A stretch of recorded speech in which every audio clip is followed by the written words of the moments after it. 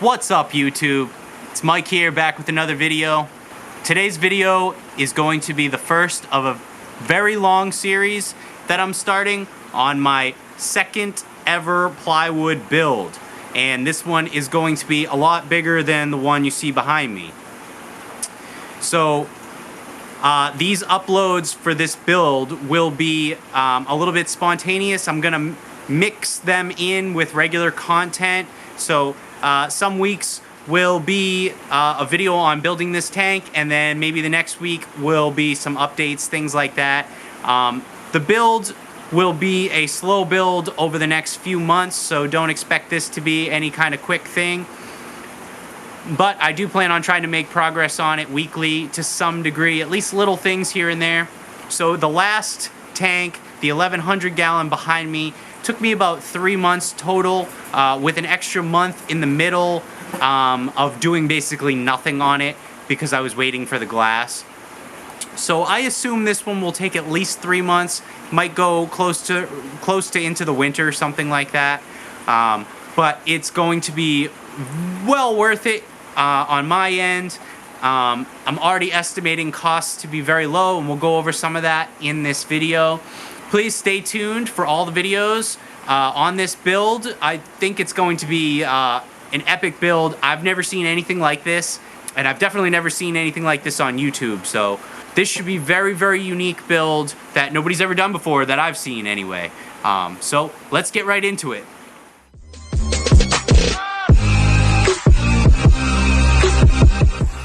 So if you are new to the channel, again, my name is Mike, and this is Off the Deep End Aquatics. I have built this 1100 gallon tank behind me last year. It's been over a year now running, going strong. And what I've found after keeping a lot of big cats and different rays and things like that, the big catfish and the stingrays don't really do well together. Competition for food is pretty ridiculous. Rays really need to eat daily, and the big cats should eat every couple days, something like that. So very difficult to do both. You can't really spot feed the rays. So that made me want a second big tank, and this one went really well. I'm very happy with how it came out. So I had some ideas to move things around. So to you guys who've been following me for a while, this will be a little repetitive, but I just want to take people through the concept that I've come up with and the footprint here for the room, and where I plan to put the second big tank. So some of you may or may not know that I have a walkout basement here, and basically I put the 1100, which is 10 foot by 6 foot by a little under 4 foot, at the bottom of the stairs here to the left. Fit perfect, and I had to fit it in between this lolly column, so basically I used all the space I had. Well, as time has gone on, I found ways to clear out this one wall. This used to have tanks in front of it. Well, before it was finished, before the wall itself was finished, I had a couple tanks in front of it. So I had my 240, which is now upstairs, and at one point I even had my 300 there, and then I had the 180 there. But anyway, I had basically 16 feet of tanks here for a while, and I realized, well, you know what, I could utilize this space a lot better and do one big tank. So again, I moved the 240 upstairs. Now my 300 sits over here, and we have all their tanks on the side over here. Now, just to quickly not get off topic, but this is the 600 gallon, and I originally said that I was going to set this up before building the 1500. I'm calling it the 1500 gallon. It might end up being more gallons than that, but again, I'm going off track. I originally said that I was going to set this up first. Yeah, I changed my mind within the last couple weeks. That's not really practical for the fish that I plan on putting it in someday. I want to do one move. Long story, I'm not going to get into why it's not practical, but anyway, I changed my mind. This is being put on the back burner. Plus, I have a good friend who's going to make me a stand, a metal stand for this, so I don't have to build one out of wood. It'll be a much better stand for this. Anyway, so this tank being put on the back burner, off to the side for the next few months, will not get set up probably until next year is my estimate. If I'm lucky, I could do that this winter. But anyway, so I have on this wall about 18 feet. Long story short, it's about 18 feet from where my doorway will be to where my sump is. Now that's the sump. I drain a lot of water into it, but it's also the sump for my house to make sure that the basement never floods. But we don't really have a problem with taking on water, thankfully. So I wanted to build a 16-foot long tank, but if I was to do a standard rectangle, say 16, and these tiles are a little over a foot wide, just to give you an idea, but I've got my 16 footers for the back wall here. These are 2x6 by 16. You get an idea for the length of the tank there. And then if I was to do a standard rectangle about 4 feet wide, that's gonna make kind of an awful entrance here when you come down. And then the thing that would be coming to the corner would be coming to somewhere over here. And it's just gonna make the room very tight. And although I'd love to get more gallons out of it by doing a rectangle, it's not practical for the room. And on this side, it's even less practical. So I need access to my sump. And if I was to do a rectangle, we'd be coming out to here, and then I'd never be able to get by. Or I could probably squeeze by, but again, not practical. Plus, it's not gonna really look nice. So eventually, the whole basement will be finished, and there'll be a bunch of big aquariums in it. But I'd still like it to look half decent when it's finished. And I feel that a rectangle would not have fit the room well when all is said and done.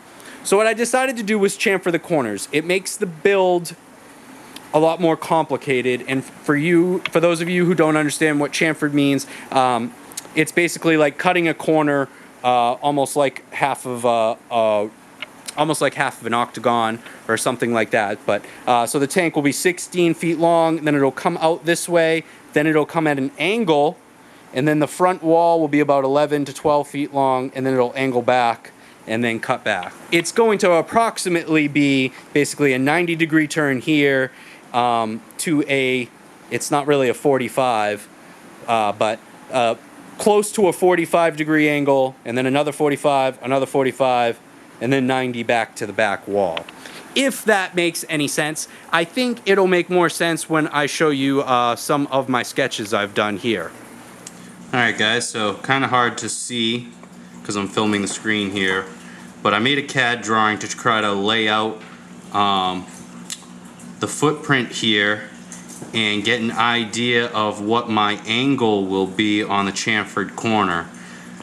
But I think what I'm going to have to do is just lay it out by eye, build this wall and then this wall, which I didn't finish drawing, and of course I'm building the back wall now in this video. And then after I've built a bunch of these walls, I can kind of determine what this angle will be. So that's the important angle here. And I was shooting for a 22.5 to make it easy, but I don't think that's going to work. It's going to be a little bit more complicated than that. So I hope this kind of gives you guys an idea of how the tank will look. But that's the basic footprint that I'm shooting for here. And hopefully this all goes well. But there's going to be a lot of trial and error, but I'm trying to not waste too much material. So I'm trying to really plan this out as good as possible, but it's complicated for sure. I did some sketches here of the windows to try to give myself some kind of idea of where to start here, and it'll give you guys an idea of what I'm dealing with seeing this here. I can't really dig these out or move them around to show you guys because they're just so heavy. But the first window that I got was 45.5 by 45.5 inches. So I picked this up. It's 3/4 inch thick plate glass. I picked it up for 160 bucks off of Craigslist. Now, I grabbed it because it was such a good deal compared to what it would be to buy that piece new. That's probably a $700 piece of glass there if you wanted to order that and have it cut new. but I just figured, hey, I'd use it for something at some point, or maybe I could use it on this build. Well, a week later, I picked this up for $80. So crazy steal, 96 by 44 inch. So now this is going to be my shortest vertical window that I have. But obviously this will be the front window and then one side. At first I was just going to do 2 viewing windows, but then this came on to Facebook.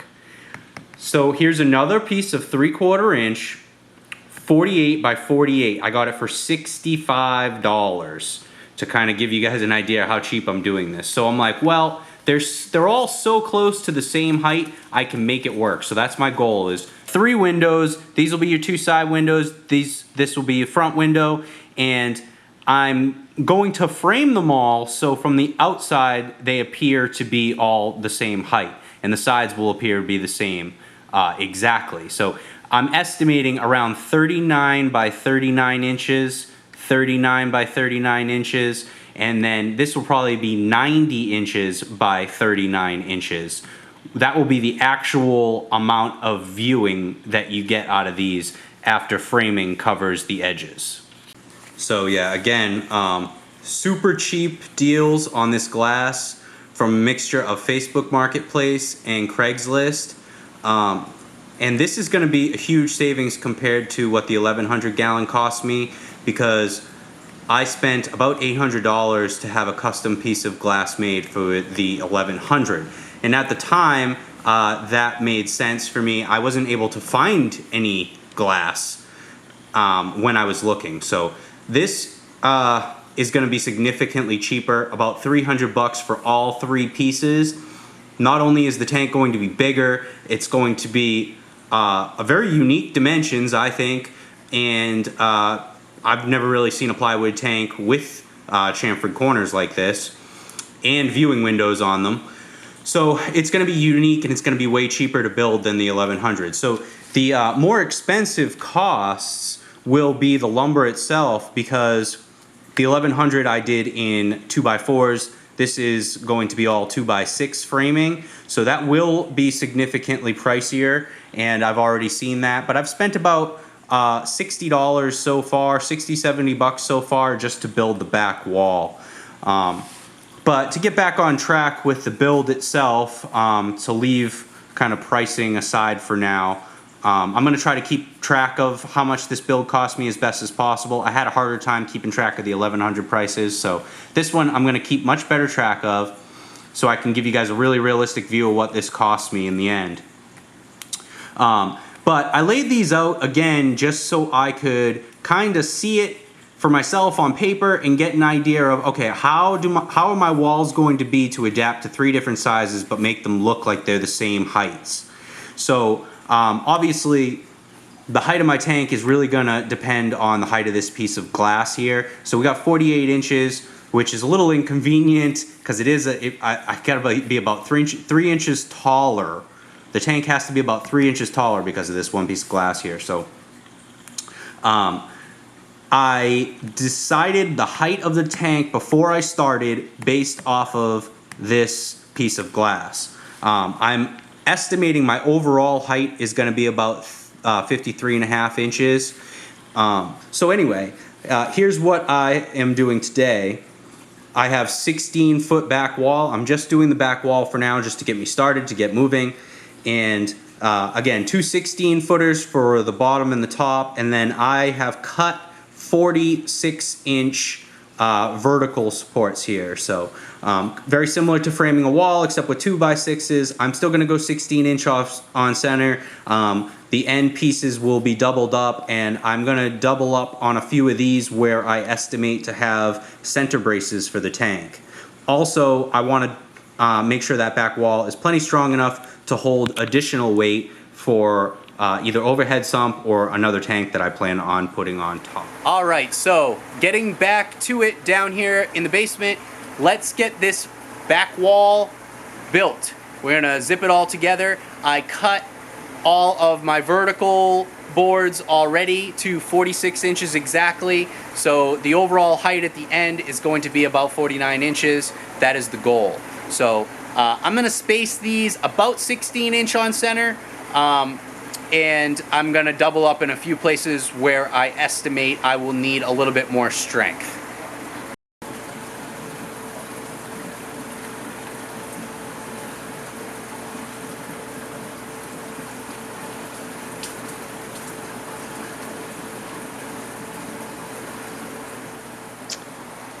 All right, so marked both boards, and now we're gonna start screwing it together. I'm gonna start on this side, zipping it in this way, and then I'll slide it to the tank, let the tank hold it, start zipping it in that way.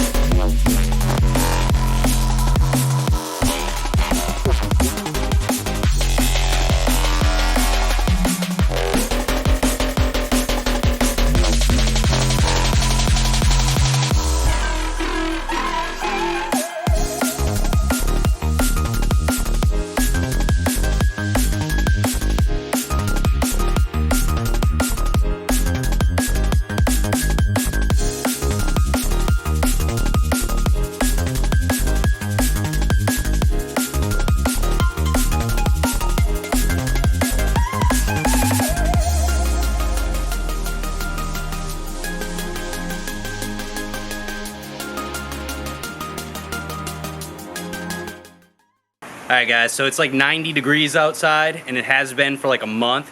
That's one of the reasons I've been putting this off. It's just been so hot. It's overcast out, but really humid, so I'm dying, and that's pretty much all I'm gonna do for the day. So that is the back wall. Let's go for a walk through quick. So we are 16 foot long. Actually, these 16 footers were an inch longer than 16 feet, so whatever, it doesn't matter, it's gonna come out in the wash. So we're 16 feet long, and we are 49 inches tall from the floor to the top here. I cut all these 46. I've got a bunch of other 46s which will be useful for more walls, and of course I'll have a lot more of those 46s I'll be cutting in the future. Something that's overlooked by a lot of people, I've noticed, I'm gonna pull that, but people frame the wall and then forget this, and I did the exact same thing when I built the 1100. I wasn't thinking when I first framed the wall, hey, plywood needs something to sit up against, and when you abut a wall, so if I abut another 5.5 or 6 inch wall here, I wouldn't, if this wasn't here, I wouldn't have anything to abut my plywood up against on the inside. So you gotta make sure you put one of these in so you got plenty of space. The other way you could do this is I could have just put it vertically this way, and but I like this better. It gives you more to lock that other wall into. So yeah, that's pretty much it. Like I said, what I did was 16 inch on center, and then for the middle one I just put literally right in the center of the wall. So I went 16 inches for each 5 from the outside, 16 inches each 5, and then 1 in the middle. So the ones in the middle are a little less than 16 inches apart.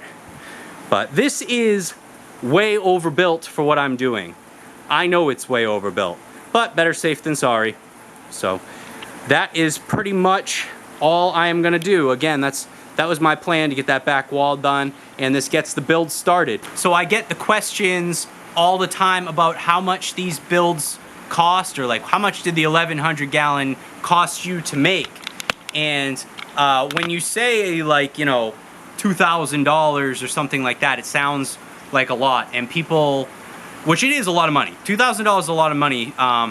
People get discouraged by that, and then they don't want to start the build. But what I try to explain to people is, yeah, I paid that over the course of 4 months, slowly. And this build is even better because I bought this glass months ago and it was really cheap anyway. But these expenses are spaced out.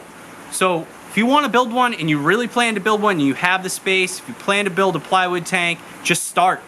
Just start. Do something. This was, you know, 50 bucks worth of lumber. Go to the store, pay the 50 bucks to start, and just build a wall. Just start something. Get yourself started, and then you can continuously do this when you have time, when you have spare money. You can go to Lowe's or Home Depot and grab some more material for your build. But that's my best advice I could give you. If you really want to start, just start. And that was another reason why I was like, you know what? I want to just do the back wall. I got it started. So again, I hope you guys enjoy this series of building what I'm calling the 1500 gallon. As I said, it might end up being more than that. Please stay tuned for the next video. The next video in the series, but also my update videos. Keep an eye out for any update videos on the tanks and stuff. I'll be going through each tank, doing updates on each fish and stuff like that. So I appreciate, as always, for watching. If you haven't already, please subscribe. And leave me a comment if you like what I'm doing, or if you have any questions, or if you could do it better, if you have better recommendations for me, please let me know in the comments down below your thoughts on this. And I will see you guys in that next video. Thank you.